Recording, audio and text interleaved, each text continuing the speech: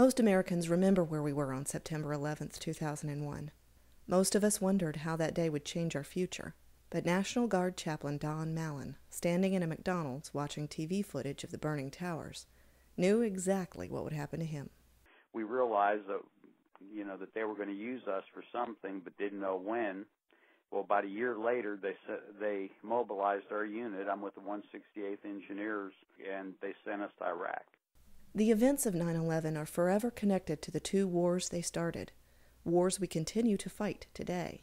Chaplain Malin understands deeply and personally how those wars have impacted our community and our neighbors who have served overseas. As a chaplain, went to Iraq and then got back a little over a year and a half ago.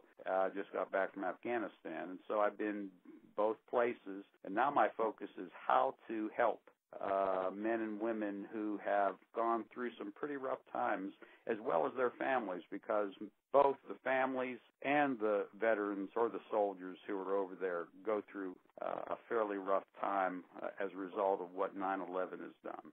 Chaplain Malin serves in the National Guard, the Veterans Administration, and is the executive director of CrossSwords, a ministry of the Crosswinds Foundation in Birmingham. He's seen a big change in the local community and in the deployed personnel he serves. Before 9/11, it was active duty, but now because of what's going on with Iraq and Afghanistan, the Guard and the Reserve make up over half of the military force used. And the Guard and the Reserve, they are in all the communities throughout the country. They're in all the communities throughout the Southeast. Now, many of the men and women have been deployed 2, 3, 4 times. They're seeing some of the impact of what these men and women are going through because they're coming back and they are having some problems. Besides the obvious needs of families separated by deployment, returning veterans often face unseen problems.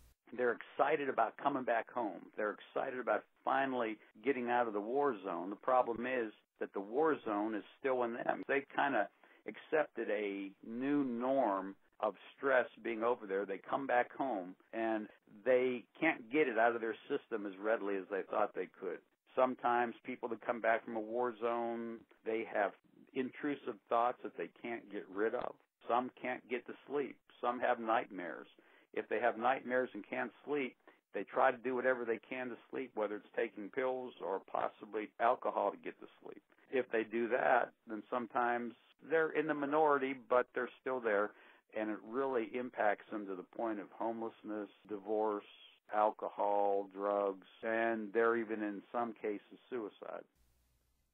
It's not just service members who were changed by 9/11. It impacts the public's attitude as well.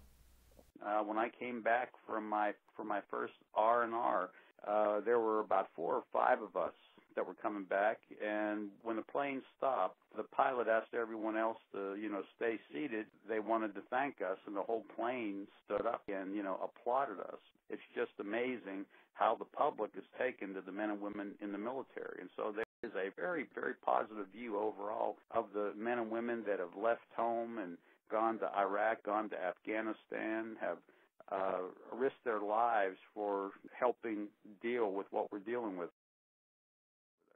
On September 11th, New York honors the fallen of the World Trade Center.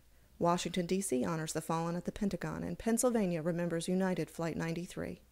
Here at home, we can honor the men and women of our community who still bear the burden of those events. Pray for our country. Pray for our military, Army, Navy, Marines, Air Force, all the men and women. Pray for our leaders. Prayer, it would have to start with prayer. Find out who in your congregation is military, whether reserves or National Guard. Find out then who's in your community. Find out, is there an armory in your community? Is it reserve? Is it National Guard? What can the church do? What kind of events are going on? Maybe can coordinate something with the church and the armory to do something. And it's appreciated when the family is back here and you have people in the church that are taking the initiative and going up to the family, finding out how they're doing, maybe watching the kids while the wife can go out and do something for a little while. Maybe someone from a church can go and mow their yard. When there is a person in your congregation that is hurting, or maybe there is a person in your community who's not a member of your church. opportunity to reach out to that man, to that woman, to that family, and say, look, how can we help you? Listen to that family, listen to what's going on, and minister to them in a way that they may end up coming to church. If you'd like to learn how your church can help, you can find a military chaplain at www.va.gov/chaplain. You can learn more about the ministry of Crosswinds Foundation and read Don Malin's article on ministering to returning combat veterans at www.crosswindsfoundation.org, or contact him directly through Facebook at facebook.com/chaplaindon. For Moody Radio South, this is Ellen Seltz, your hometown advocate.